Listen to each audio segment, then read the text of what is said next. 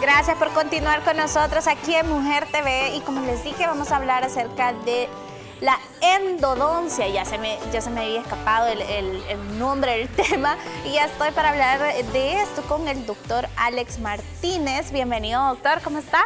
Muy bien, muchas gracias, Titi, como siempre, por la invitación. Un saludo a su teleaudiencia, ¿verdad? Muchas gracias y bueno, vamos a empezar con este tema que yo solo lo escucho y digo dolor. Eso ha de ser doloroso, nunca me ha pasado, pero sé que las personas que programan una endodoncia es como, ay, me va a hacer una endodoncia, qué dolor, qué miedo. Y quisiera preguntarle qué es para empezar como con lo básico.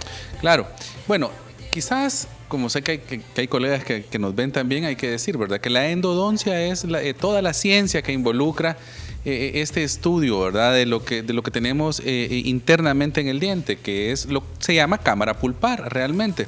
Y lo que tenemos ahí adentro en el diente es un complejo que contiene pues arterias, venas, vaso linfático, nervio, ¿verdad? Líquido intersticial ahí, y todo ello realmente para lo que sirve es para que nuestros dientes, que son tejidos vivos, tengan la capacidad de responder a los estímulos, ¿verdad? Básicamente. Entonces, por eso es que si alguien toma algo muy helado, siente como destemplado, ¿verdad? Porque sus nervios se está estimulando ahí internamente.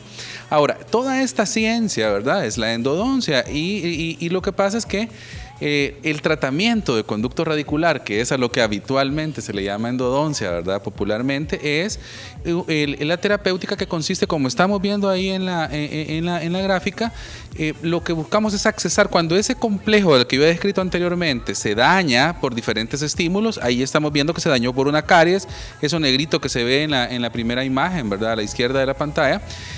Eso pues produce dolor, inflamación, puede llegar a producir infección, y justamente la endodoncia o el tratamiento de conducto radicular lo que busca es ingresar, extirpar todo eso que está inflamado para curarlo internamente y así poder salvar el diente. En la gráfica, el último que estamos viendo a la derecha, donde se mira que está lleno de una sustancia azul, ¿verdad? Está simulando, pues en este caso, lo que sería... ya el proceso de la endodoncia, que termina con un sellado, con un material rosado que se llama gutapercha, que es un material como termoplástico, el cual se llena después de haber extirpado todo lo que hay adentro inflamado o infectado, ¿verdad? Y haberlo curado. Se llena, se sella y eso nos permite salvar el diente para no tener que perderlo, ¿verdad? Para no tener que extraerlo. Es decir, que la endodoncia o el tratamiento de conducto está enfocado a salvar dientes. Okay. Usted me comentaba lo del dolor, ¿verdad? ¿Sí? Y es que sí, tradicionalmente ha sido asociada, pero hay que decir que en el tiempo moderno una gran cantidad, la gran mayoría de tratamientos de conducto o endodoncias, les vamos a llamar, ya no deberían presentar pues ni estar asociadas a este estigma doloroso, porque la ciencia ha avanzado un montón, la tecnología, ahora hay radiografía digital, un buen bloqueo anestésico y técnicas de instrumentación rotatoria se llaman, que permiten hacer las endodoncias mucho más rápido, de una forma muy precisa, entrar al conducto, ensancharlo adecuadamente, y pues todo ello con estos desarrollos permiten que las endodoncias sean hechas de una manera mucho más expedita, mucho más rápida, ¿verdad? Mira, y esto que dice me llama la atención de lo de la tecnología y los avances para disminuir también estas molestias. Claro.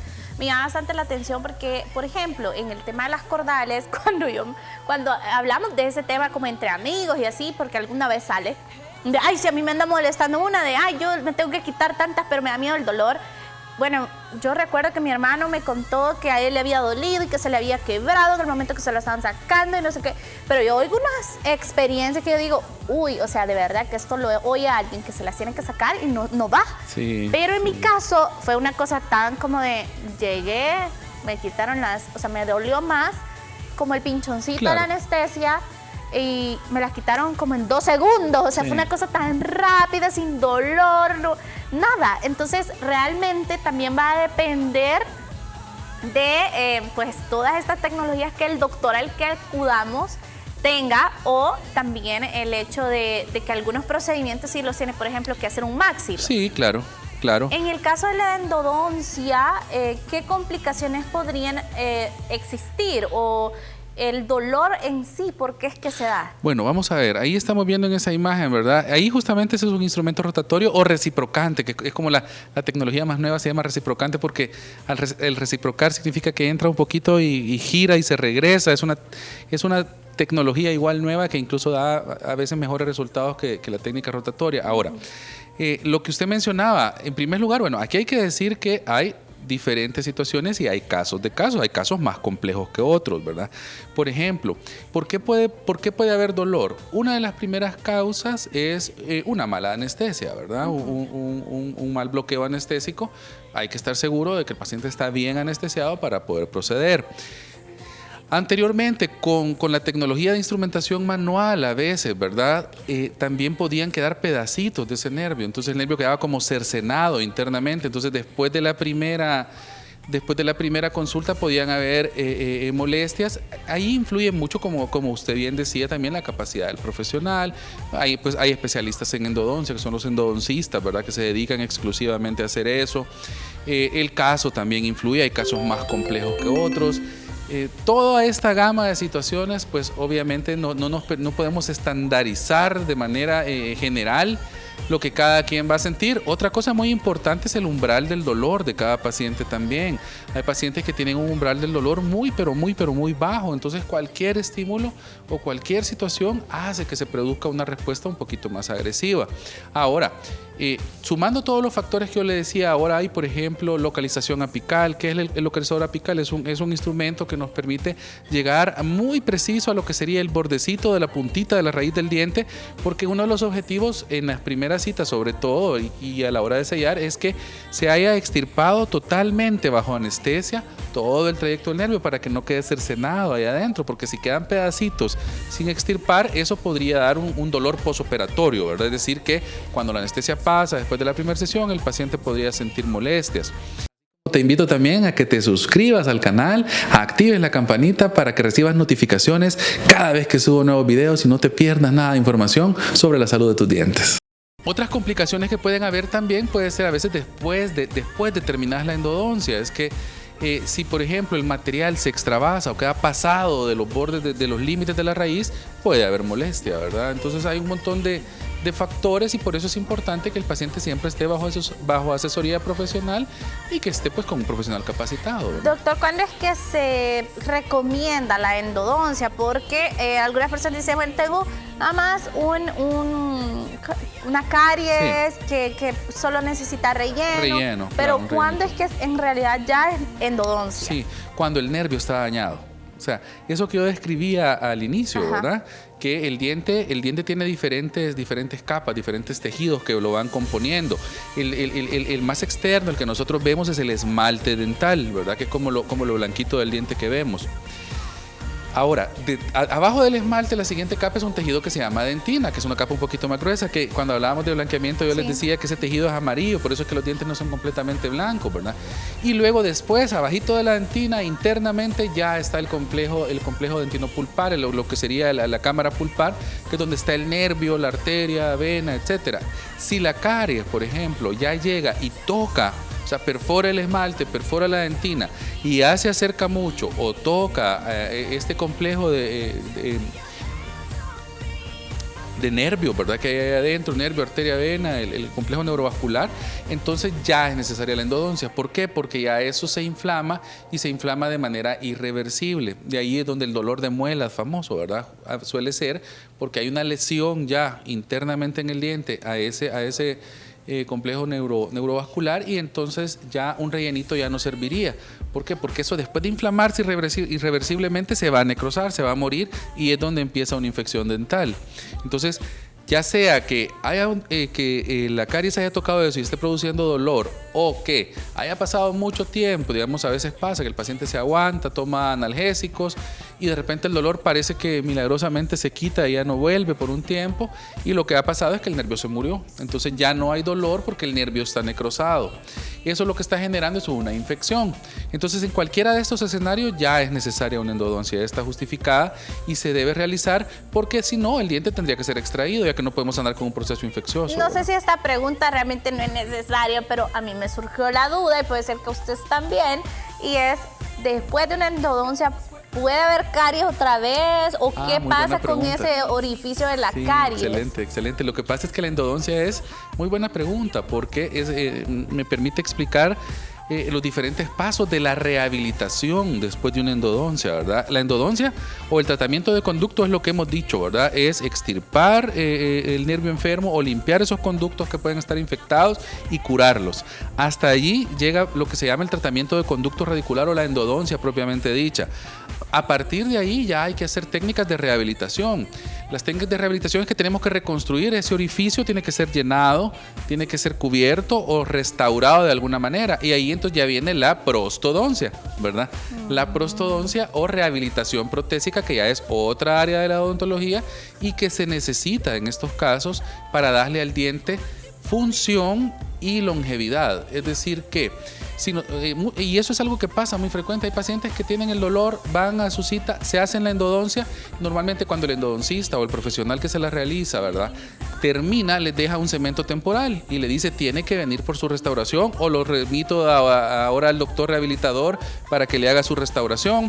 Y puede ser una corona, una incrustación, en algunos casos incluso un rellenito podría bastar, pero el paciente no va porque el dolor ya se le quitó, entonces se queda con el cemento temporal o provisional por un tiempo. Y este se cae. Este se cae o se filtra porque no está diseñado para durar mucho tiempo, o el paciente a veces, pueden pasar varias cosas, digamos, el paciente mastica algo y se le olvida, se puede fracturar ese diente. Recordemos que el diente después de la endodoncia ha quedado literalmente como hueco, ¿verdad? No está terminada su rehabilitación.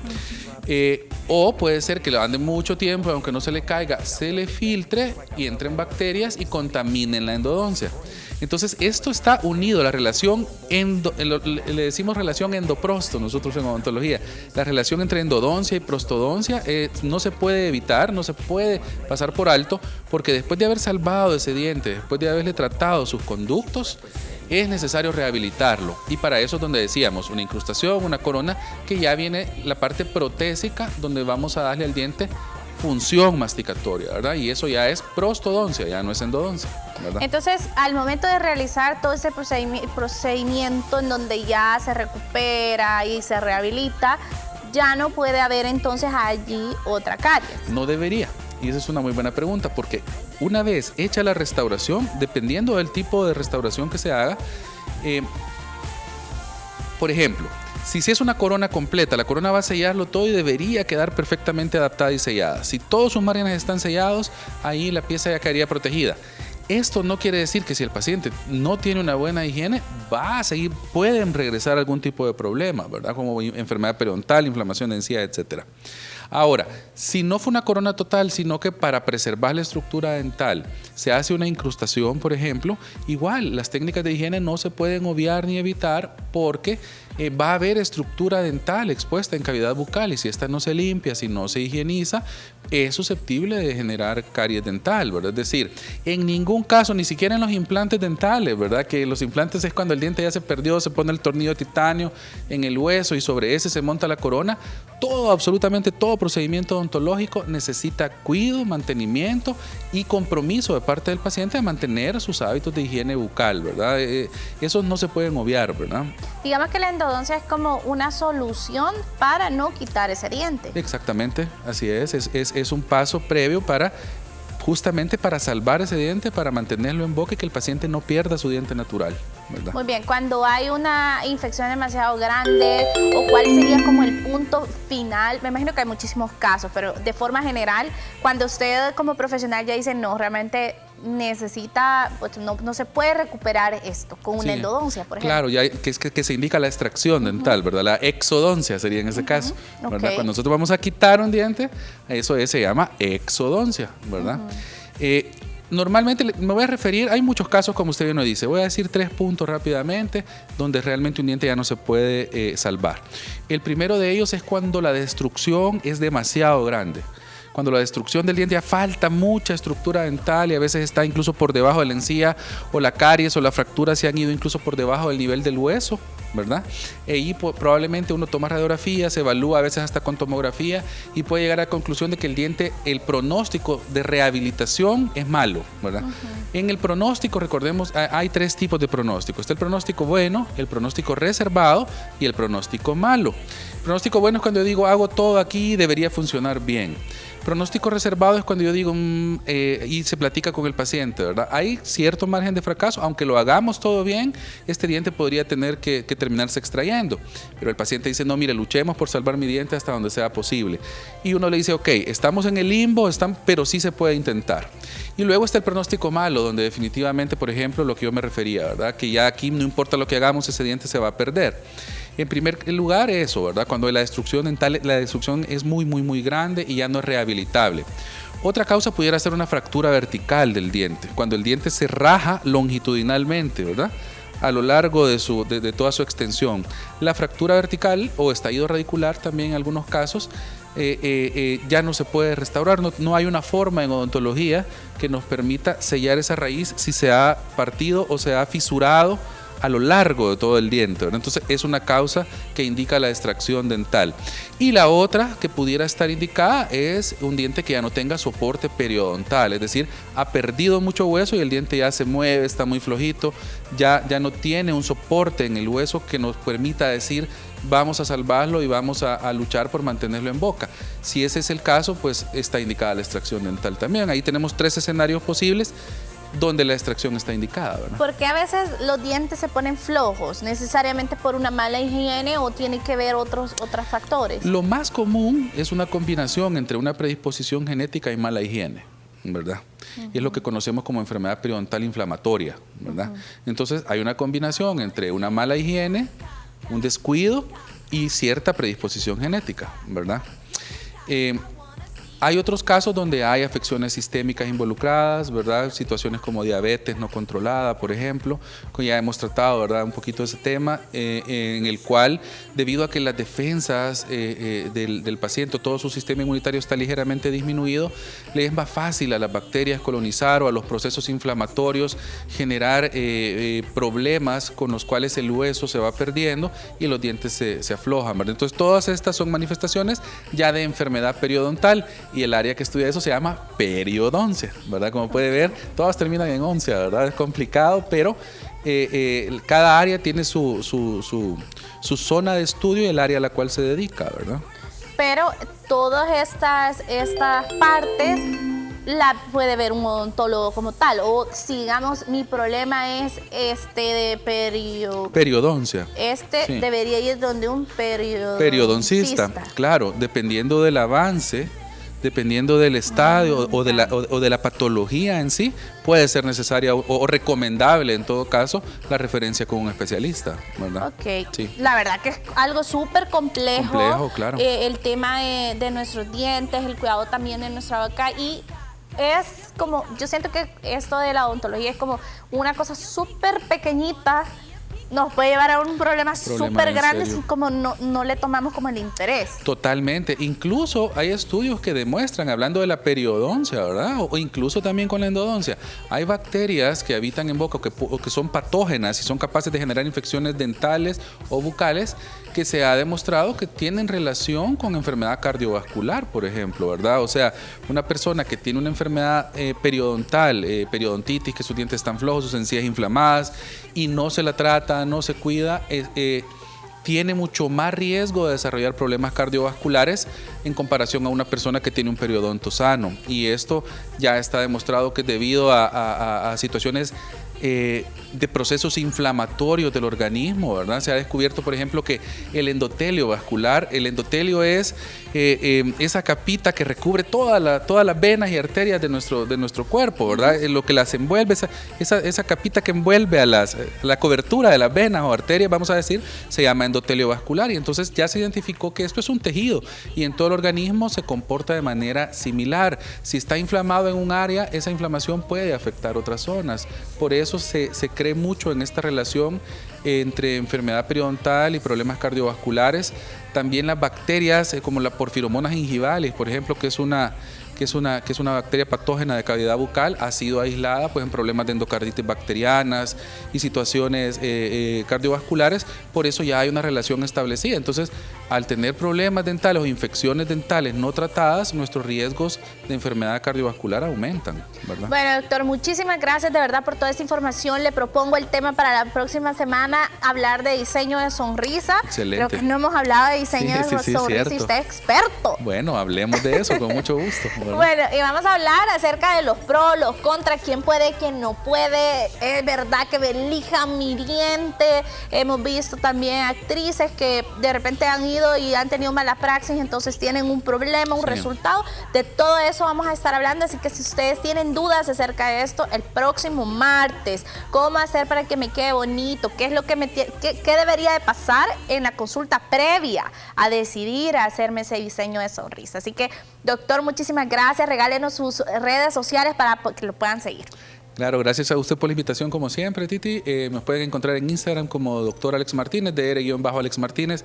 Ahí lo vemos en pantalla, ¿verdad? Y ahí donde dice instabio.cc, usted le pincha y ahí va a encontrar toda una rama de formas de contactar a la clínica si quisiera alguna asesoría o ir a nuestro canal de YouTube y encontrar más información, ¿verdad?